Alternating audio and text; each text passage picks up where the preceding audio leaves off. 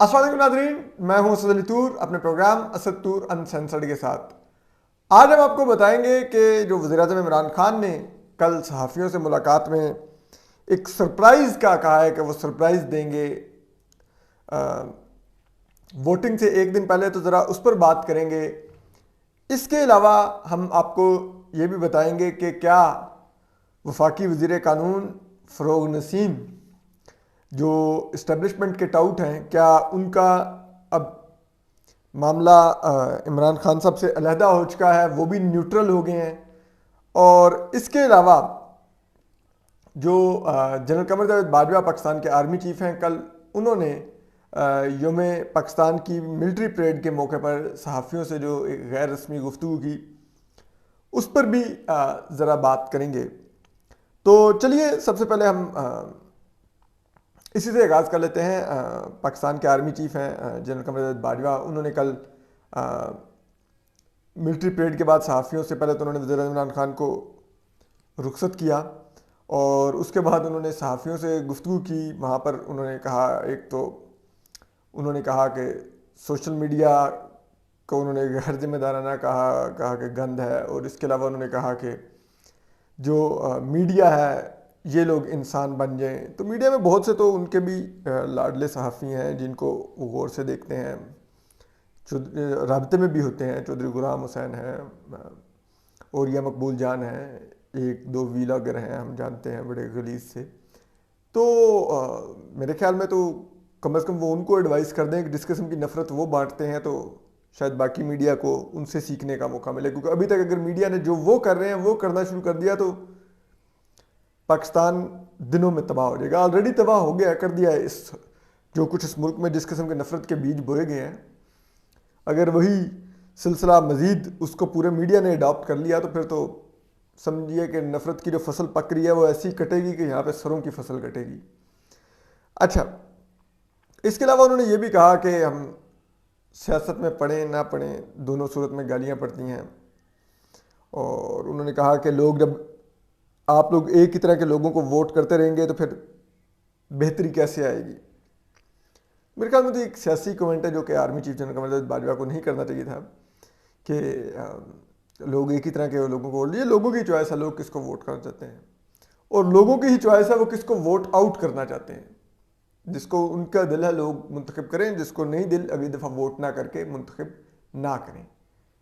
इसके ऊपर मेरे ख्याल में उन लोगों को आप कसूरवार मत ठहराएं कि पाकिस्तान की तबाही के ज़िम्मेदार लोग हैं। इसमें हमारी मिलिट्री इस्टेब्लिशमेंट का भी पूरा कसूर है। 40 साल के करीब रूल किया है आपने पाकिस्तान के ऊपर, और इनडायरेक्टली तो 74 साल से कर रहे हैं। तमाम इदारों में आपके रिटायर्ड लोग जाके बैठ जाते हैं, रकबे मुरब्बे DHS कारोबार सब कुछ कर रहे हैं। तो अकेले सिविलियन जिनके पास 100 रुपये के बजट में से 20 रुपये होते हैं पाकिस्तान को चलाने के लिए, उनको तो जिम्मेदार मत ठहराइए। तो एनीवे, फिर जहाँ तक रहेगी बात कि आपने कहा पढ़े ना पढ़ें, सियासत में गाली फौज को पढ़ने लग जाती है और हम नहीं आएंगे। जो भी अभी मामला चल रहा है नो कॉन्फिडेंस वाला, तो बिल्कुल ठीक है, हम भी यही चाहते हैं कि इदारों को न्यूट्रल ही होना चाहिए। और ये अच्छी बात है अगर आप नहीं आ रहे। सियासतदानों को सियासी स्कोर पार्लियामेंट के अंदर तय करने दें। ये अनइलेक्टेड जजेस का काम नहीं है, ये अनइलेक्टेड मिलिट्री जनरल्स का काम नहीं है कि वो इलेक्टेड रिप्रेजेंटेटिव्स के मामलात में पड़े और इलेक्टेड रिप्रेजेंटेटिव्स को बताएं कि मुल्क कैसे चलना है और पार्लियामान कैसे चलनी है, कौन डिस्क्वालीफाई होगा वोट करने पर और कौन नहीं होगा। ये अनइलेक्टेड लोगों का काम नहीं है। बड़ी माजरत के साथ सियासत है, सियासतदानों को ही करने दें। तो एनीवे, तो इस पर भी उन्होंने बातचीत की। और खैर अब इससे आगे आ जाते हैं कि क्योंकि कहानी अपने अंजाम को बढ़ रही है और कल तक इत्तेहादी ऐलान कर देंगे कि वो वज़ीर-ए-आज़म इमरान खान के साथ हैं या नहीं हैं। और जो कल रात मुलाकात हुई है MKM के साथ असद उमर, परवेज़ खटक और असद कैसर साहब की, उसमें MKM ने वाज़ेह तौर पर बता दिया है कि वो कम से कम इमरान खान को वोट नहीं करेंगे। PTI अपने अंदर से कोई और कैंडिडेट ले आए इमरान खान की जगह पर वज़ीर-ए-आज़म की स्लॉट के लिए, तो फिर हम देखेंगे कि अगर वो हमें कैंडिडेट सूट करता हुआ तो हम उसको वोट कर देंगे। लेकिन इमरान खान को اب تحریک عدم اعتماد میں ہم ووٹ نہیں کریں گے، سپورٹ نہیں کریں گے. تو کم از کم -1 تو اب کھل کے سامنے آ گیا ہے. کاف لیگ کی بھی کلیئرٹی آج سے شروع ہو جائے گی، کل آ جائے گی. باپ پارٹی میں تقسیم ہے، لیکن میجورٹی جو سی ہے وہ عمران خان صاحب کے خلاف ووٹ کرے گی. ایک آدھا ممبر شاید عمران خان صاحب کے ساتھ رہ جائے. تو یہ وہ حالات ہیں، اور اس کے اندر اب عمران خان صاحب کو بتا دیا گیا ہے کہ ہمارے الائز جا رہے ہیں.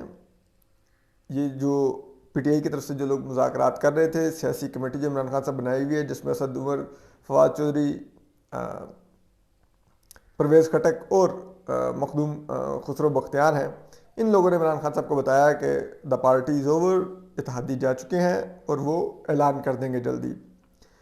تو اس میں یہ ہے کہ اب وزیر عمران خان کے پاس ظاہری بات ہے آپشنز شرنک ہو گئے ہیں، بچ تو وہ سکتے نہیں ہیں. سپریم کورٹ کے ذریعے بچنا چاہ رہے ہیں کہ معزز جج صاحبان ان کی مرضی کی جو وزیر عمران خان کی خواہش ہے وہ تشریح کر دیں آئین کی، اور اس کے بعد وہ لے کر اپنی سیٹ بچا لے، بجائے اس کے کہ اب ان کو ایوان اور عوام کی حمایت نہ بھی حاصل رہے تو وہ الیکٹڈ ریپرزنٹیٹیوز نہیں، ان الیکٹڈ ججز کے ذریعے وزیر اعظم برقرار رہیں. آگے بھی یہی الزام لگتا ہے کہ ان کو وزیر اعظم بنوانے میں بھی ان الیکٹڈ لوگوں کا ہی ہاتھ ہے، کہ ایک پارٹی کی حکومت ختم کروائی گئی، ان کے وزیر اعظم نواز شریف کو نااہل کروایا گیا، پھر اسٹیبلشمنٹ کے لوگوں نے اس وقت کا جو ٹرائل احتساب عدالت میں چل رہا تھا، جج ارشد ملک، اور وہ ان کے اعترافات ریکارڈ پر ہیں جسٹس شوکت علی صدیقی کے، کہ ان پر کس طرح سے انفلوئنس ہوئے کہ ہماری 2 سال کی محنت نہ ضائع ہو جائے. تو وہ ان الیکٹڈ لوگوں، مطلب 2 جیم نے، جج اور جرنیلوں نے مل کے عمران خان صاحب کی حکومت بنوائی. تو اب وہ چاہ رہے ہیں کہ جیم ہی ان کی حکومت بچائیں بھی، یعنی کہ جج اور جرنیل. تو اس کے لیے وہ اسٹیبلشمنٹ پہ پریشر ڈال رہے ہیں کہ آپ نیوٹرل نہ رہیں. وہ ججز کو کہہ رہے ہیں کہ آپ آرٹیکل 63A کی میری مرضی کی تشریح کریں. تو یہ ان کا ایک پورا ایک وہ چارٹر آف پلان ہے کہ اس کے ذریعے وہ کس طرح اپنی حکومت بچا لیں. لیکن ہمارے معزز جج صاحبان ظاہر بات ہے بہت وزڈم والے ہوتے ہیں، وہ آئین کو بڑا پرکھ کے ہی کو فیصلہ دیں گے، اس کی تشریح کریں گے. تو یہ سب کچھ عمران خان صاحب کی خواہش ہے. ایسے میں اب وہ ایک بات کر رہے ہیں کہ میں سرپرائز دوں گا. تو کیا وہ سرپرائز دیں گے؟ یہ بڑا دلچسپ ہے. کچھ لوگ کہہ رہے ہیں کہ چودھری نثار پی ٹی آئی میں شامل ہو رہے ہیں، تو بالکل ایسا نہیں ہے. چودھری نثار نہیں شامل ہو رہے، کیونکہ اگر چودھری نثار کو عمران خان صاحب اعلان کر بھی دیں کہ میں آپ کو سی ایم پنجاب بناتا ہوں، اور چودھری نثار اس لالچ میں اگر تحریک انصاف میں آنا بھی چاہیں تو وہ اس لیے نہیں آئیں گے کیونکہ ان کو معلوم ہے کہ پنجاب میں پی ٹی آئی کے پاس میجورٹی نہیں رہی. جہانگیر ترین گروپ، علیم خان گروپ اور کاف لیگ چودھری نثار کو وزیر اعلیٰ کے لیے ووٹ ہی نہیں کریں گے. جب ووٹ نہیں کریں گے تو چودھری نثار وزیر اعلیٰ کیسے بنیں گے؟ تو اس لیے وہ نہیں آ رہے پی ٹی آئی میں. اور جو انہوں نے وزیر اعظم دعویٰ کیا تھا کہ ان کی کچھ عرصہ پہلے ملاقات ہوئی تھی، وہ بھی ہمارے صحافی دوست حسن ایوب کے بقول جھوٹی نکلی ہے، کیونکہ انہوں نے رابطہ کیا تھا چودھری نثار کے ذرائع سے، اور انہوں نے کہا کہ نہیں، ان کی کوئی ملاقات حال ہی میں وزیر اعظم عمران خان سے نہیں ہوئی. اس کے بعد اب دوسرا جو ایک آپشن ہے سرپرائز کا، وہ ہے کہ وزیر اعظم عمران خان ریزائن کر دیں.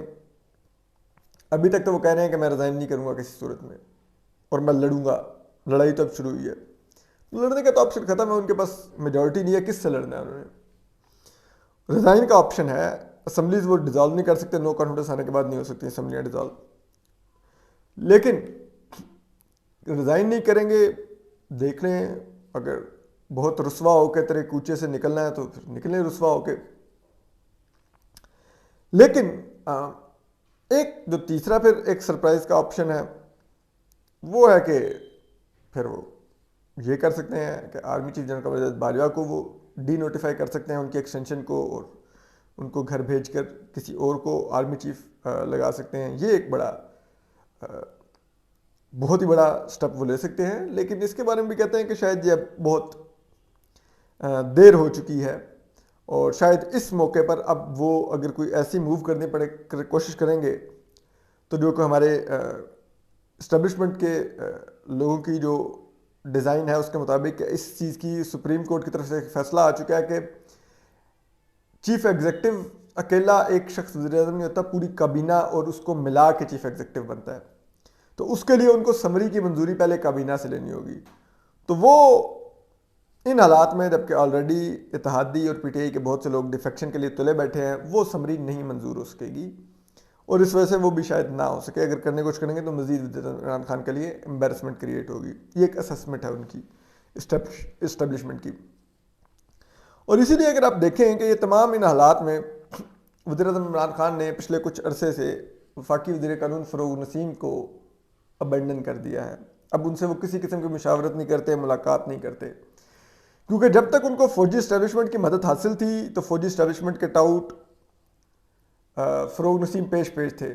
جو عمران خان صاحب کہتے تھے اور اس میں کانسنٹ کیونکہ فوجی اسٹیبلشمنٹ کی بھی ہوتی تو فروغ نسیم صاحب کچھ نہ کچھ تیتر بٹیر نکال کے لے آتے تھے جیب میں سے. اور بے شک کہ وہ سپریم کورٹ میں ریفرنس کی صورت میں پٹ جاتا تھا، لیکن فروغ نسیم صاحب یہ سازشیں اور یہ جسے کہتے ہیں نا وہ عطائی ڈاکٹر کی طرح وہ علاج جاری رکھتے تھے مریض کا.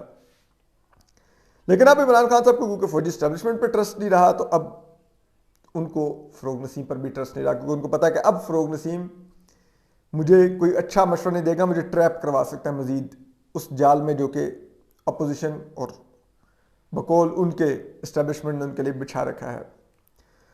تو اس کے لیے پھر اب وہ پوری طرح اٹارنی جنرل پہ ریلائی کر رہے ہیں. یہ جو صدارتی ریفرنس دائر ہوا، آج تک پاکستان میں جو بھی اس قسم کی قانونی سمریاں ہوتی ہیں وہ ہمیشہ لا منسٹر کی ایڈوائس، لا منسٹری کی اپروول سے اور وہاں پہ اچھی طرح اس کو پڑھنے ویٹ کرنے کے بعد پھر وہ دی جاتی ہے. لیکن یہ یہاں پر ایسا نہیں ہوا. ایک وہ اٹارنی جنرل صاحب کہتے ہیں کہ نہیں ایسا نہیں ہے، وہ اصل میں کیونکہ یہ قومی اسمبلی کا معاملہ 63 ہے تو اس لیے یہ پارلیمنٹری جو منسٹری ہے اس نے دیکھنا تھا، تو ہم نے پارلیمانی امور کی منسٹری کو بھیجا، انہوں نے اس کو تیار کیا اور ہم نے یہ دائر کر دیا. حالانکہ ایسا نہیں ہے، 63A آئین کی شک ہے. تو یہ لا منسٹری کا ہی کام تھا. لیکن یہاں پر کیبنٹ ڈویژن نے لا منسٹری کو بھیج کے صرف اتنا کہا کہ آپ لا سیکٹری کو بھیجا اور اس کو کہا کہ پی ایم کو فارورڈ کر دیں. ان کو یہ نہیں کہا کہ آپ اس کو ویٹ کریں. تو یہ حالات ہیں. اب فروغ نسیم صاحب بھی کیونکہ اب عمران صاحب کو پتا ہے کہ وہ بھی نیوٹرل ہو چکے ہیں تو اس لیے اب ان سے مشاورت کا فائدہ کوئی نہیں. اور یہی آپ کو فروغ نسیم کی اوقات بتاتی ہے. ایم کیو ایم شروع سے کہتی تھی کہ یہ ہمارے منسٹر نہیں ہیں، کیبنٹ میں ہم نے نہیں ان کو بھیجا، ان کو کسی اور نے بھیجا.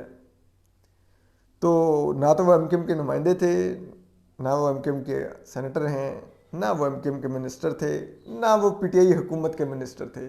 وہ اسٹیبلشمنٹ کے منسٹر تھے. اور جو کچھ فروغ نسیم صاحب نے کیا اس کا آئینی بوجھ اسٹیبلشمنٹ پر ہی ہے، اس کم از کم عمران خان سرکار پر نہیں ہے. اپنا خیال رکھیے، سلامت رہیے. اللہ حافظ.